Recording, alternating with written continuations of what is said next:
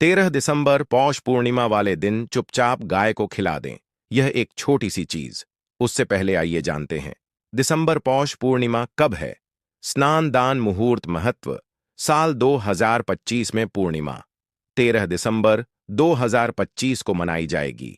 इस दिन पवित्र नदी में स्नान के बाद सूर्य पूजा करने वालों को आरोग्य, धन, सुख, समृद्धि और अक्षय पुण्य की प्राप्ति होती है। पंचांग के अनुसार साल 2025 पूर्णिमा के दिन पवित्र नदी में स्नान करने से कुंडली के ग्रह दोष दूर होते हैं। चंद्रमा और शनि दोनों की कृपा मिलती है। पौष मास की पूर्णिमा के दिन से चंद्रमा उत्तर दिशा की ओर गति करते हैं। इस अवधि में चंद्रमा का तेज अधिक होता है। यही वजह है कि पूर्णिमा पर चंद्रमा पूजा करने से मान सम्मान, धन और स्वास्थ्य लाभ मिलता है।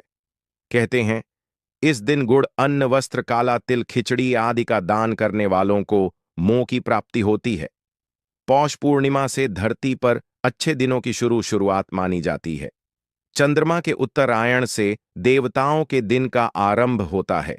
धार्मिक मान्यताओं के अनुसार पूर्णिमा के दिन स्वर्ग का दरवाजा खुल जाता है। इसलिए इस दिन किया दान पुण्य अन्य दिनों में किए गए दान पुण्य से अधिक फलदायी होता है। इस दिन व्रत भी किया जाता है।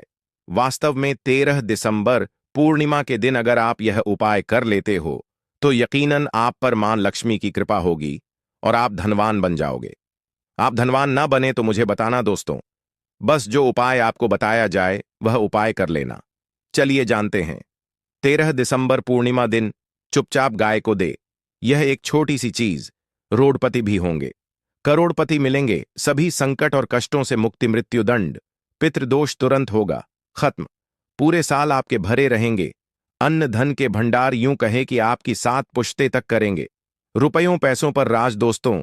7 पीढ़ियों तक बैंक बैलेंस बढ़ता चला जाएगा। सभी दहक, दर्द, संकट, कष्ट है वह दूर हो जाएंगे और सभी सुख आपके कदमों में आ जाएंगे। सभी सुख आपके चूमेगी। यदि आप यह एक छोटी और खास चीज चुपचाप गाय को खिला देते हैं तो तत्काल गरीबी आपके जीवन से खत्म हो जाएगी।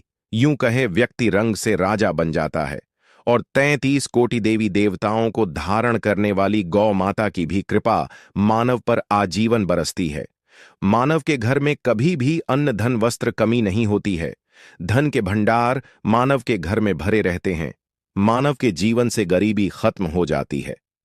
तो दोस्तों, कौन कौन से वे गाय से जुड़े खास और महत्वपूर्ण उपाय हैं जिन्हें यदि आप 13 दिसंबर पूर्णिमा के दिन कर लेते हैं तो दोस्तों यकीन मानिए आपके घर में अन्न धन के भंडार सदैव भरे रहेंगे। जो भी जीवन दुख, दर्द, संकट, कष्ट है वह सभी दूर हो जाएंगे। इस वीडियो में हम आपको उसी एक खास और महत्वपूर्ण चीज के बारे में बताएंगे, क्योंकि आपको 13 दिसंबर पूर्णिमा के दिन गाय को जरूर लानी है। तो दोस्तों, अपने फायदे के लिए पूरा वीडियो देखना। यदि आज की इस वीडियो को अपने बीच बीच में से देखा, काट काट कर देखा, तो यकीन मानिए जीवन में आपको कभी सफलता हासिल भी नहीं होगी, क्योंकि इस वीडियो में आपको कुछ ऐसे उपाय गाय से जुड़े बताने वाले हैं जी करने से आपके जीवन के जो भी दुख, दर्द, संकट है या कामयाबी होने में कोई बाधाएं आ रही हैं, सभी से छुटकारा मिलने वाला है। यूं कहे कि आपके जीवन में अपार मन, सुख, संपत्ति की प्राप्ति हो जाएगी। कभी भी धन से संबंधित परेशानी नहीं रहेगी। आर्थिक स्थिति आपकी प्रबल हो जाएगी। धन प्राप्ति के योग्य बन जाएंगे और जीवन में सदैव अन्न धन के भंडार आपके घर में भरे रहेंगे। अन्न धन वस्त्र कभी कमी नहीं होगी आपके घर में। तो दोस्तों, आज का वीडियो पूरा देखकर जाना।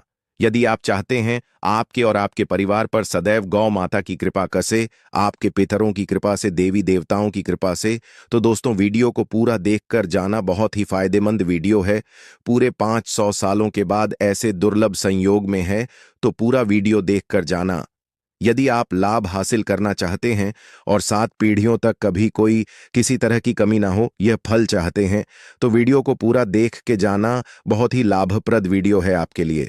दोस्तों, वीडियो को आगे शुरू करें उससे पहले आपसे रिक्वेस्ट करते हैं वीडियो को लाइक कर देना और कमेंट बॉक्स में सच्चे दिल से जय गौ माता जरूर लिख देना, जिससे माता की कृपा आपके और आपके परिवार के ऊपर सदैव बरसती रहे। और ज्यादा से ज्यादा वीडियो को शेयर जरूर करना ताकि और लोग भी इस वीडियो के माध्यम से लाभ हासिल कर सके। इन उपायों को करने से अपने जीवन में सदैव धन सुख संपत्ति की प्राप्ति कर सके। तो शेयर करना ना भूले इस वीडियो को, जिससे और लोगों का भी भला हो। आपको बता दें, इस दिन तीर्थ स्नान करना बहुत ही फलदायी गया है। यदि कहीं तीर्थ स्थान पर पवित्र नदी में स्नान करना संभव ना हो तो आप क्या करें, घर पर ही नहाने वाले पानी में गंगा जल की कुछ बूंदें डालकर स्नान कर लें। और साथ ही साथ यदि आप स्नान आदि से निवृत्त हो जाएं, सर्वप्रथम तो अपने घर के पूजा स्थान को साफ कर वहां पूजा पाठ करें। आप और पितरों के निमित्त तर्पण पिंड दान तो आपसे बने। अन्न धन वस्त्र दान जरूर करें। और 13 दिसंबर पूर्णिमा के दिन दान करने से सभी मनोकामनाएं पूर्ण हो जाती हैं। 13 दिसंबर पूर्णिमा के दिन विशेषकर पूर्वजों की पूजन के लिए बहुत ही शुभ फलदायी समझा गया है। 13 दिसंबर पूर्णिमा के दिन पिंड दान करने से पूर्वजों की आत्मा को शांति मिलती है और उनको मोक्ष मिलता है। और आपको बता दे इस बार, जो इस दिन पितृपूजा के साथ साथ हनुमान जी मंगल देवता और भगवान भोलेनाथ की भी पूजा जरूर करनी चाहिए। आपको बता दें कि इस दिन यदि आप हनुमान जी और मंगल देवता भगवान भोलेनाथ की पूजा करते हैं तो मंगल का ग्रह जनित दोष भी दूर हो जाता है। मानव के जीवन में धन सुख संपत्ति की प्राप्ति हो जाती है। समस्त मनोकामना मानव की पूर्ण हो जाती है। और दोस्तों, साथ ही साथ अब बात करें, आपको उस दिन मतलब यह के दिन है, इस दिन आपको एक उपाय तो जरूर करना है। गाय का उपाय बताने से पहले एक उपाय आपको बता दें। उपाय को जरूर करें। क्या करें कि पूर्णिमा के शाम के समय पीपल के पेड़ के नीचे आपको सरसों का चौमुखी दीपक, आटे का दीपक बनाना है। चौमुखी, उसमें आपको कलावे की बाती लगाकर सरसों के तेल का दीपक जला देना है और बीच में 2 साबुत फूल वाले एल भी डाल दें। फिर देखिए कैसे चमत्कार आपके जीवन में होता है। शाम के समय जलाकर उसे छोड़े मनोकामना मांगकर। दोस्तों, 21 दिनों के अंदर आपकी वह मनोकामना पूर्ण ना हो जाए, हमें बता देना। बहुत ही प्रभावशाली उपाय बताया मैंने आपको, बहुत ही दुर्लभ से दुर्लभ है। इस बार नए वर्ष को उपाय को जरूर करें। यह उपाय जो है बहुत ही आपको लाभ देगा। और अब बात करें गाय से जुड़े कौन कौन से उपाय आपको इस दिन, मतलब गाय से जुड़े उपाय जिन्हें करने से मानव को 7 पीढ़ियों तक बैंक बैलेंस की कमी नहीं होती, दुख दर्द संकट कष्ट दूर हो जाते हैं और सभी सुख मानव के कदमों में आ जाते हैं। कदम है सभी सुख और घर में अनंत धन के भंडार सदैव भरे रहते हैं, कोई कमी नहीं होती। किसी तरह कौन कौन से उपाय ध्यान से सुनना, जिस तरह बताए उसी तरह इन उपायों को आपको करना है। तो चलिए शुरू करते हैं। कौन कौन से गाय से जुड़े उपाय हैं? प्रभावशाली चमत्कारिक उपाय है जो कि आपकी किस्मत को चमका देंगे। 13 दिसंबर पूर्णिमा से आपको लाभ शुरू करते हैं। दोस्तों, सनातन परंपरा में गाय गंगा और गायत्री का बहुत ज्यादा धार्मिक महत्व है। मान्यता है गौ माता के शरीर पर 33 कोटि देवी देवताओं का वास होता है। गौ माता की पूजा करने वाले जातक पर इन सभी देवी देवताओं की कृपा बरसती है। गौ सेवा से न सिर्फ इस जन्म के बल्कि पूर्व के भी दोष दूर दर हो जाते हैं। गाय से हासिल पंचगव्य का उपयोग जरूर शामिल करें, क्योंकि पंचम गव्य के बिना कोई भी पूजा पाठ और हवन सफल नहीं होता। या दोस्तों, गौ कृपा पाने के लिए प्रतिदिन सप्ताह अथवा महीने में परिवार समेत एक बार गौशाला का नियम जरूर बनाएं और वहां को हरा चारा जरूर खिलाएं। इससे आपको शुभ फलों की प्राप्ति होगी और साथ ही साथ गौ सेवा और गौ पूजा से 9 ग्रह शांत हो जाते हैं और इनसे जुड़े 2 का निदान हो जाता है। गर्मियों में गौ माता को पानी पिलाए और सर्दी में गौ माता गुड़ जरूर खिलाए। ध्यान रखें कि गर्मियों में गाय को गुद न खिलाए। अनेक देवी देवताओं को अपने शरीर पर धारण करने वाली गौ माता से जुड़े कई शुभ और अशुभ संकेत भी होते हैं। गाय का दूध देते समय यदि गाय ठोकर मार दे और सारा दूध बिखर जाए तो अब शगुन होता है। यदि कोई यात्रा पर निकल रहा हो और गाय अपने बछड़े को दूध पिलाती सामने आ जाए तो निश्चित रूप से जिस यात्रा के लिए आप निकले हैं वह यात्रा आप जरूर ही सफल होगी और वह जिसके लिए आप निकले हैं वह जरूर ही पूर्ण होगा। यात्रा पर जाते समय बाईं ओर गाय की आवाज और रात्रि में गाय की हुंकार करना भी शुभ होता है। दोस्तों, साथ ही साथ गाय के साथ आप भूलकर भी दुराचार न करें, अन्यथा मिलता है घोर पाप और जीवन भर की परेशानियां बनी रहती हैं। जी हां दोस्तों, गाय को राष्ट्रीय पशु बनाए जाने और इन्हें मौलिक अधिकार दिए जाने की बात हो रही है तो सवाल उठता है, गाय संस्कृति का अहम हिस्सा है, तब भी गाय के साथ लोग खराब व्यवहार कैसे कर लेते हैं। गाय दर दर भटक रहती है, भरपेट इन्हें चारा तक लोग नहीं देते। गाय जब तक दूध देती रहती है तो उनकी सेवा होती है, और जैसे ही दूध देना बंद कर देती है तो लोग इन्हें उनकी किस्मत पर छोड़ देते हैं, सड़कों पर और गलियों में भटकने के लिए। ऐसे में गोवंशजी जीवों को कोई डंडे मारता है तो कोई पानी डाल देता है, कभी वाहनों की चपेट में आ जाती है तो कभी बीमार होकर बेचारी यह गाय दम तोड़ देती है। ऐसे में जरूरत है इन बातों को जानने की लेकर शास्त्रों में क्या कहा गया है, गाय के साथ आपको कैसा व्यवहार करना चाहिए। दोस्तों, गाय को कभी भी मारना पीटना नहीं चाहिए। शास्त्रों में गाय को माता का दर्जा दिया गया है। गाय को मारने वाला माता को मारने पीटने वाले के समान पाप का भाग्य समझा जाता है। नर्क लोक में वर्षों तक कष्ट भोगना पड़ता है। अगले जन्म पशु योनि में मिलता है। कथा है कि गौतम मुनि ने गलती से गाय को डंडा मार दिया था, जिससे गाय की मृत्यु हो गई थी, और इस पाप से मुक्ति के इन्हें वर्षों तक तपस्या करनी पड़ी। भगवान श्री कृष्ण जी ने बैल स्वरूप में आए वृद्धाश्रम का वध कर दिया था, जिससे मुक्ति के लिए भगवान श्री कृष्ण को संपूर्ण तीर्थों को एक कुंड में बुलाना पड़ा, और इस कुंड में से वह पाप मुक्त हो गए थे। दोस्तों, साथ ही साथ पानी पी रही गाय को गाते हैं, वे घोर पाप के भागी बनकर नरक भोगते हैं, ऐसा पुराणों में बताया गया है। जबकि जो लोग गाय के लिए प्याऊ चार बनवाते हैं वह महाभाग्यवान होते हैं। ऐसे लोग घोर पाप से मुक्त होकर स्वर्ग पा जाते हैं और बड़े ही धनवान कुल में जन्म लेकर सुख भोगते हैं। और साथ ही साथ आराम कर रही गाय को कष्ट देकर कभी भी उठाना नहीं चाहिए। कहते हैं कि जिस स्थान पर गाय बैठी है वहां से नकारात्मक ऊर्जा खत्म हो जाती है। गाय के बैठने की जगह को जो लोग नियमित साफ रखते हैं वह जन्म में किए गए जाने अनजाने में पापों मुक्ति हो जाती है और गोलोक में स्थान पाते हैं। गाय य को डंडा मारकर उठाना, पानी डालकर उठाने से मनुष्य पाप का भागी बनता है और अगले जन्म में उसे दर दर भटकना पड़ता है। और साथ ही साथ शास्त्रों में बताया गया है कि गाय का दूध उसके बछड़े के लिए होता है। गाय के बछड़े से बचा हुआ दूध मनुष्य को लेना चाहिए, परंतु कुछ लोग एक बार गाय को दूध लेने बाद फिर से बछड़े के लिए बचा हुआ दूध भी धो लेते। ऐसा करना घोर पाप कहा जाता है। ऐसे दूध को धोने व और ग्रहण करने वाला दोनों ही पाप के भागी बन जाते हैं। दोस्तों, साथ ही साथ शास्त्रों में कहा गया है कि गौवंश मतलब गाय और बैल के पीठ पर नहीं बैठना चाहिए। इनकी पीठ पर बैठने से महापाप लगता है। ऐसे लोगों को नरक की यातना भोगनी पड़ती है। एक माँ त्रिदेव के अंश के उत्पन्न नंदी ही गोवंश है, जिस पर स्वयं महादेव और महादेवी करती हैं, क्योंकि नंदी ने स्वयं अपनी इच्छा से महादेवी की सवारी बनना स्वीकार किया था। और साथ ही साथ शास्त्रों में गाय के दान को बहुत ही महत्व दिया गया है, परंतु ऐसी गाय का दान कभी नहीं करना चाहिए जो बूढ़े और बीमार हो। कठोपनिषद में नचके की कथा भी इस संदर्भ में है कि जिस नचके ने पिता द्वारा बूढ़ी गाय को दान करने पर आपत्ति जताई थी, दूध देने वाली और बछड़े सहित जो लोग गाय दान करते हैं वह महान पुण्य को हासिल करके स्वर्ग में स्थान पाते हैं। दोस्तों, साथ ही साथ सूर्य चंद्र मंगल शुक्र की युक्ति राहु से हो तो पितृदोष होता है। यह भी मान्यता है कि सूर्य का संबंध पिता से एवं मंगल का संबंध होने के कारण सूर्य यदि शनि राहु या केतु के साथ स्थित हो या दृष्टि संबंधी हो तथा मंगल की युति राहु या केतु से हो तो पितृदोष होता है। इस दोष से जीवन संघर्षमय बन जाता है। यदि पितृदोष हो तो गाय को प्रतिदिन या किसी भी एकादशी को या किसी पूर्णिमा दिन अमावस्या या किसी भी खास दिन पर रोटी गुड़ चारा खिलाने से पितृदोष खत्म जाता है। साथ ही साथ गाय की पीठ पर जो कूबड़ बना होता है वह बृहस्पति गुरु है।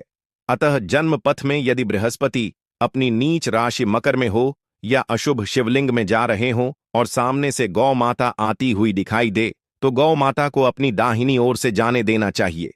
आपकी यात्रा जरूर ही सफल होगी और जिस घर में गाय होती है उसमें दोष स्वतः ही खत्म हो जाता है। और साथ ही साथ आपको बता दें कि गाय को आप भी रोटी बनाएं, प्रतिदिन ताजी रोटी ही बनाएं। गाय को अगर आपने रोटी बनाई है तो कोशिश करें कि उस रोटी को आप तुरंत तुरंत ही गाय को दे दें। अगर आप उस रोटी को रख देंगे और उस रोटी को अगले दिन दे देंगे तो वह रोटी बासी मानी जाएगी। गाय को कभी भी बासी रोटी ना दें। इससे घर में नकारात्मक ऊर्जा वास करती है और जो भी काम आपके बनने वाले होंगे वह काम भी आप बिल्कुल भी नहीं बनेंगे। इससे आपके घर में हमेशा दर्द देवता का वास रहेगा और आप जिस भी काम उस काम में आपको हमेशा असफलता ही हाथ लगेगी। इसीलिए कोशिश करें या को रोजाना ताज़ी रोटी बनाकर खिलाएं और रोटी को बिल्कुल ना रखें। बासी रोटी गाय को ना दें और साथ ही साथ सड़ी गली चीजें गाय को नहीं खिलानी चाहिए। दोस्तों, आप सभी लोग जानते हैं कि 13 जनवरी 2025 यानी सोमवार को पड़ रही है पौष महीने की पूर्णिमा तिथि। और दोस्तों, यह वह पूर्णिमा तिथि है जो पौष महीने में पड़ने वाली सबसे बड़ी तिथि है, क्योंकि यह सोमवार के दिन पड़ रही है और इसका बहुत ही बड़ा और विशेष महत्व होता है। पूज्य गुरु जी ने कहा है कि अगर कभी भी मौका लग जाए और पौष महीने की सोमवार पूर्णिमा तिथि को पड़ जाए तो आप लोगों को एक छुटकी हल्दी वाला उपाय तो अवश्य ही करना चाहिए। इन दोनों का संयोग बहुत कम आता है और इसी के साथ में गुरु जी ने अपनी शिव पुराण कथा में बताया है कि इस दिन आपको एक छुटकी हल्दी वाला उपाय तो आपको अवश्य ही करना चाहिए, क्योंकि ऐसा दिन पूरे साल में सिर्फ एक ही बार आता है। और दोस्तों, आप सभी लोग जानते हो कि सोमवार पूर्णिमा तिथि का अगर सबसे बड़ा कोई उपाय है तो एक छुटकी हल्दी वाला उपाय है। तो दोस्तों, इस सोमवार पूर्णिमा तिथि के दिन आप लोगों को इस एक छुटकी हल्दी वाला उपाय को जरूर करना है। बहुत सारे लोग होंगे जिन लोगों ने इस उपाय को ना किया हो, मतलब पूरा साल निकल गया, उन्होंने किसी भी दिन इस एक छुटकी हल्दी वाला उपाय को ना किया हो। पर दोस्तों, आपके पास एक आखिरी मौका बचा हुआ है जो कि 13 जनवरी 2025 पूर्णिमा तिथि के दिन है। तो इस दिन आप लोगों को इस वाले उपाय को जरूर कर लेना है। भले ही आपने पूरे महीने भर इस उपाय को ना किया हो, पर अगर आपने इस पौष महीने के सोमवार पूर्णिमा तिथि के दिन अगर इस वाले उपाय को कर लिया तो आपको इस उपाय को करने का वह फल मिलेगा जिसकी आपने कभी कल्पना भी नहीं करी होगी। इसीलिए आप लोग इस वाले उपाय को एक बार जरूर कर लेना है ताकि आप लोगों के हाथ से यह मौका ना जा सके और आपको इस उपाय को करने का फल मिल सके। दोस्तों, ये उपाय पंडित जी ने अपनी अभी की ही श्री शिव महापुराण की कथा में बताया है, जिस उपाय को आज हम आपको बहुत अच्छे से समझाने वाले हैं। इस वीडियो को देखने के बाद इस उपाय को समझने के लिए आपको कोई और वीडियो को देखने की जरूरत नहीं पड़ेगी। तो चलिए दोस्तों, उपाय को शुरू करते हैं। देखिए, यह इस पौष महीने के सोमवार पूर्णिमा तिथि के दिन यह इतना खास होता है, इतना महत्वपूर्ण होता है। देखा गया है कभी कभी बड़े बड़े पूजा पाठ अनुष्ठान से जो मनोकामना पूर्ण नहीं होते, वह पौष महीने के सोमवार पूर्णिमा तिथि के दिन एक छोटे से उपाय करने से ही आपकी मनोकामना पूर्ण हो जाती है। और बहुत सारे लोगों ने इस उपाय को किया भी है और उनको इस उपाय को करने का फल भी जरूर मिला है। अगर आप लोग भी इस उपाय को करना चाहते हैं तो आप इस उपाय को पहले अच्छे से समझ लेना, सुन लेना, उसके बाद करना।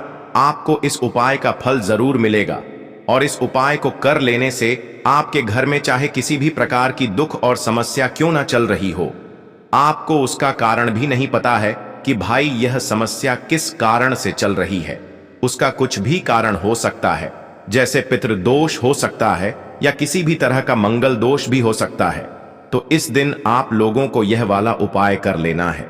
यह एक ऐसा उपाय है जिस उपाय को अगर किसी विशेष दिन पर किया जाए तो भाई उस विशेष दिन का जो है वह तो हमें मिलता ही मिलता है, पर हमने उस दिन पर इस उपाय को किया है तो हमें उससे भी बड़ा फल मिलता है और फल बहुत जल्दी मिलता है, क्योंकि आप इस उपाय को बहुत ही बड़े और विशेष दिन पर कर रहे हो।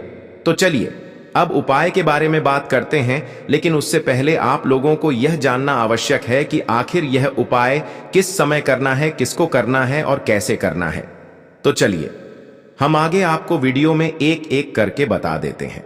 लेकिन उससे पहले अगर आप लोग हमारे चैनल पर पहली बार आए हैं या फिर मेरी आवाज आज पहली बार सुन रहे हैं तो हमारे चैनल को सब्सक्राइब जरूर कर लेना और इस वीडियो को लाइक करके कमेंट बॉक्स में श्री शिवाय नमस्तुभ्यम ओम नमः शिवाय जरूर टाइप कर देना। तो दोस्तों, इस एक छुटकी हल्दी वाला उपाय को हमें इस सोमवार पूर्णिमा तिथि के दिन कैसे करना है, किसको करना है, किस समय करना है और कहां पर करना है, यह सारे सवालों के जवाब आपको इस वीडियो में मिल जाएंगे। और जो ये वीडियो देखेगा भाई, उसको एक छुटकी हल्दी वाला उपाय जरूर करना चाहिए, क्योंकि इस दिन एक छुटकी हल्दी का भी बहुत ही बड़ा और विशेष महत्व होता है। और जब बात आ जाए एक छुटकी हल्दी वाला उपाय की, तो यह सोने पर सुहागा वाली बात हो जाती है। और यह एक बहुत ही बड़ा उपाय हो जाता है इस सोमवार पूर्णिमा तिथि का। तो अब दोस्तों, इस एक छुटकी हल्दी वाला उपाय को आखिर करना किसको है, सबसे पहले हम लोग वह बात जान लेते हैं। तो देखो, घर की जो बड़ी माताएं बहनें होती हैं, उन माताओं बहनों में से कोई भी एक बड़ी माता बहन इस वाले उपाय को कर सकती है। और दोस्तों, अगर आप चाहे तो अपने घर में से सभी सदस्यों को भी इस उपाय को करवा सकते हैं। अगर किसी व्यक्ति की खुद की कोई मनोकामना है, खुद की कोई दुख और परेशानी है जो कि वह अपने लिए ही करना चाहता है, इस वाले उपाय को तो वह खुद अपने लिए भी कर सकता है।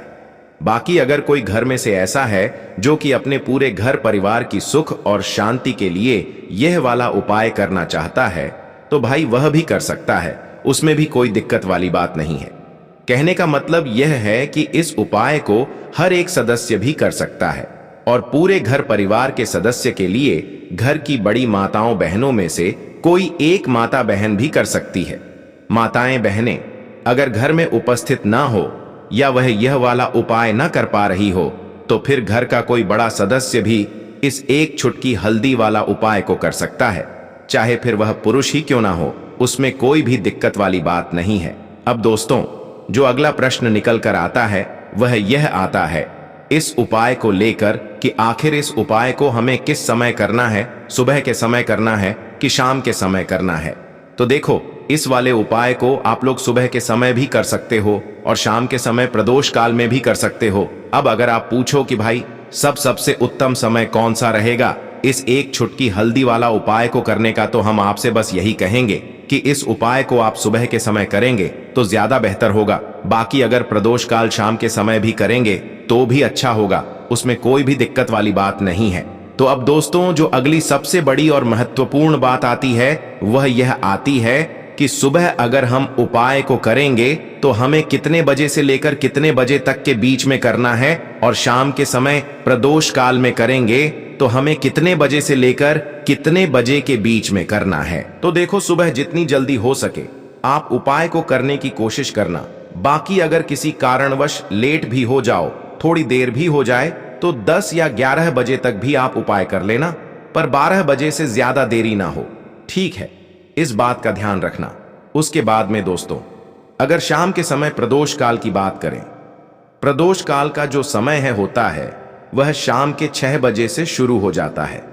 मतलब शाम के 6 बजे से लेकर 7 बजे के बीच का जो समय होता है, यह समय प्रदोष काल का समय होता है।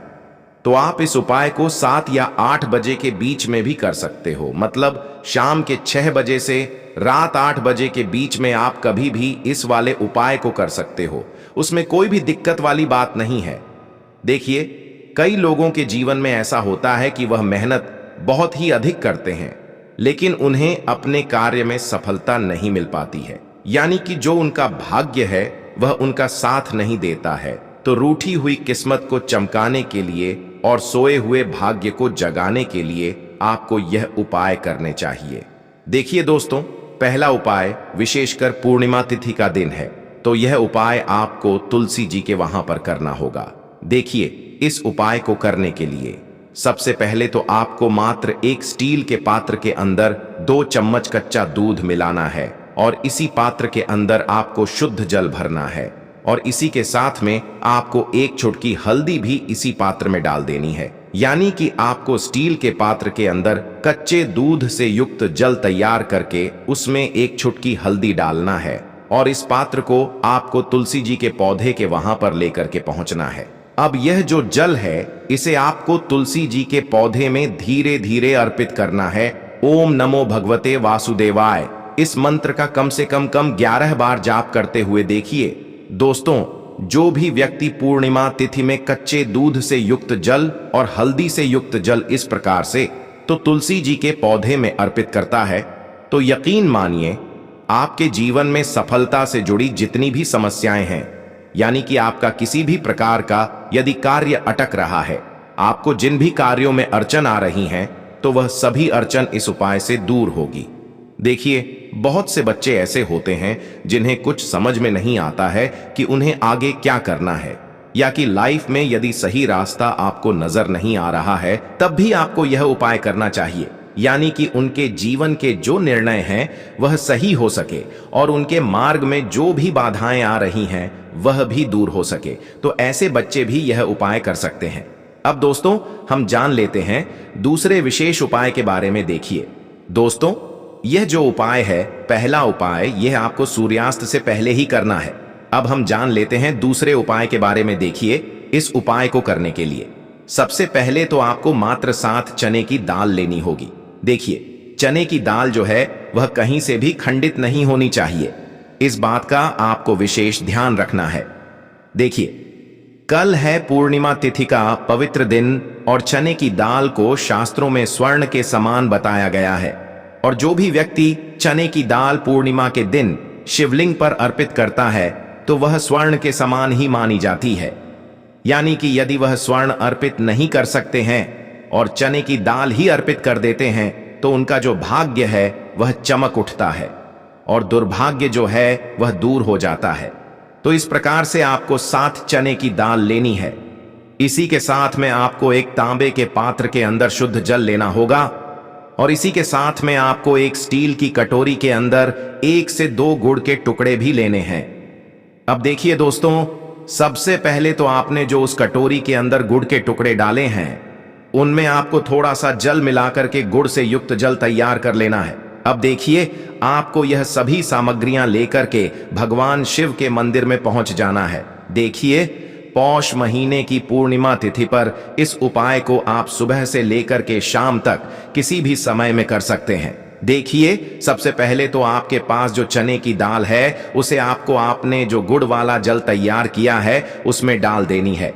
देखिए, जब भी आप यह चने की दाल गुड़ वाले जल के अंदर डालेंगे तब आपको बृहस्पति शवर महादेव का स्मरण करना है। देखिए, जब भी आप बृहस्पति शवर महादेव का स्मरण करते हैं तो इससे आपका जो गुरु ग्रह है वह मजबूत होता है, और गुरु ग्रह यदि मजबूत होता है तो आपको अपने भाग्य का साथ मिलता है। यानी कि जो भी कार्य आप कर रहे हैं निश्चित ही आपको उसमें सफलता मिलती है। अब देखिए, आपने जो गुड़ वाले जल के अंदर चने की दाल डाली थी उसे आपको शिवलिंग पर अर्पित कर देनी है। जो भी व्यक्ति पूर्णिमा तिथि के दिन चने की दाल इस प्रकार से शिवलिंग पर अर्पित कर देता है उसकी जो किस्मत है वह चमक उठती है। देखिए, चाहे आप किसी भी प्रकार का व्यापार कर रहे हैं तो आपको अपने व्यापार का स्मरण करना है और आपको यह जो चने की दाल है शिवलिंग पर अर्पित कर देनी है। अब देखिए दोस्तों, आपके पास जो एक लोटा शुद्ध जल है उसमें से थोड़ा सा जल श्री गणेश जी वाले स्थान पर अर्पित करना है, फिर थोड़ा सा जल कार्तिकेय जी वाले स्थान पर, फिर माता अशोक सुंदरी वाले स्थान पर, फिर माता पार्वती के हस्त कमल पर आपको थोड़ा सा जल अर्पित कर देना है, और अंत में जो शेष जल बचेगा उसे पूरा आपको भगवान शिव के शिवलिंग पर अर्पित कर देना है। श्री शिवाय नमस्तु भयम इस मंत्र का जाप करते हुए और बृहस्पति शवर महादेव का स्मरण करते हुए तो बस इतना सा उपाय आपको करना है। महादेव आपके जीवन का जितना भी बुरा समय है उसे समाप्त कर देंगे। देखिए दोस्तों, अब हम जानते हैं तीसरे उपाय के बारे में। यह उपाय केवल पूर्णिमा तिथि पर ही किया जाता है और बहुत ही प्यारा सा उपाय है। मात्र आपको 3 स्वास्तिक का निर्माण करना है। विशेषकर गुरु बृहस्पति को मजबूत करने के लिए, जीवन के दुर्भाग्य को दूर करने के लिए, जीवन में यदि धन की समस्या है तो उसे समाप्त करने के लिए आपको यह उपाय करना चाहिए। देखिए, बहुत ही ध्यान से समझना है। मात्र आपको 3 हल्दी के स्वास्तिक अपने घर पर बनाने हैं। देखिए, इस उपाय के लिए सबसे पहले तो आपको मात्र 1 छुटकी हल्दी लेना है, उसमें आपको थोड़ा सा शुद्ध जल मिलाना है। यदि आपके पास गंगा जल है तो थोड़ा सा गंगा जल उस हल्दी में मिला लेना है। देखिए दोस्तों, आपको अपने सीधे हाथ की चीठी उंगली के पास वाली जो उंगली है, अनामिका उंगली, उसमें हल्दी लेनी है और हल्दी का जो पहला स्वास्तिक है आपको अपने मुख्य द्वार पर बनाना है। जब भी आप पहले स्वास्तिक का निर्माण करेंगे तब आपको ओम महालक्ष्मी नमः इस मंत्र का 11 बार जाप करना है। अब देखिए, दूसरा जो स्वास्तिक है, इसे आपको अपने घर के मंदिर में बनाना है। देखिए, जहां कहीं भी आपके घर में मंदिर है वहां पर आपको दूसरा स्वास्तिक बनाना है। और तीसरा जो स्वास्तिक है, जहां कहीं भी आप अपने घर में धन रखते हैं, यानी कि जहां कहीं भी आपके घर में तिजोरी है, वहां पर आपको तीसरे स्वास्तिक का निर्माण करना है। और दोस्तों, अंत में यदि आपके पास थोड़ी सी हल्दी और बच जाती है तो उसमें आपको थोड़ा सा जल मिलाना है। और इस हल्दी वाले जल का छिड़काव आप जहां कहीं भी आप सोना रखते हैं, चांदी रखते हैं, उन आभूषणों पर आपको इसका छिड़काव कर देना है। ओम महालक्ष्मी नमः इस मंत्र का जाप करते हुए यदि हल्दी का जल बच जाता है तो उसे आपको अपने पूरे घर में छिड़काव कर देना है। तो विशेषकर पूर्णिमा तिथि में जीवन की समस्याओं को दूर करने के लिए, धन की समस्या को दूर करने के लिए आपको यह उपाय करना चाहिए। तो इस प्रकार से आपको तीसरा उपाय करना है। अब हम जानते हैं चौथे और अंतिम उपाय के बारे में। देखिए, इस उपाय के लिए सबसे पहले तो आपको एक तांबे के पात्र के अंदर शुद्ध जल लेना होगा। अब देखिए, इसी के साथ में आपको चावल के दाने लेने होंगे। चावल के दाने आप 11 भी ले सकते हैं, 108 भी ले सकते हैं। जितने भी आप लेंगे विषम संख्या में लेने हैं। और चावल के दाने जितने भी लेंगे वह खंडित नहीं होने चाहिए, इस बात का ध्यान रखें। अब देखिए, आपने जो यह चावल लिए हैं, इन पर आपको थोड़ा सा पीला चंदन डाल देना है, यानी कि आपको चावल का जो रंग है वह पीला कर लेना है। अब देखिए, आपको यह जो चावल है और एक जल का पात्र है, इन्हें लेकर के भगवान शिव के मंदिर में पहुंचना है। देखिए, यह जो उपाय है आप इस 13 जनवरी 2025 पौष महीने की पूर्णिमा पर सुबह से लेकर के रात्रि तक किसी भी में कर सकते हैं। अब देखिए, सबसे पहले तो आपके पास जो चावल हैं, उन्हें आपको भगवान शिव के शिवलिंग पर अर्पित कर देने हैं। बृहस्पति शवर महादेव का मन में स्मरण करते हुए चावल अर्पित करने के बाद अंत में जाप के पास एक लौटा शुद्ध जल है, उसे भी आपको भगवान शिव के शिवलिंग पर अर्पित कर देना है।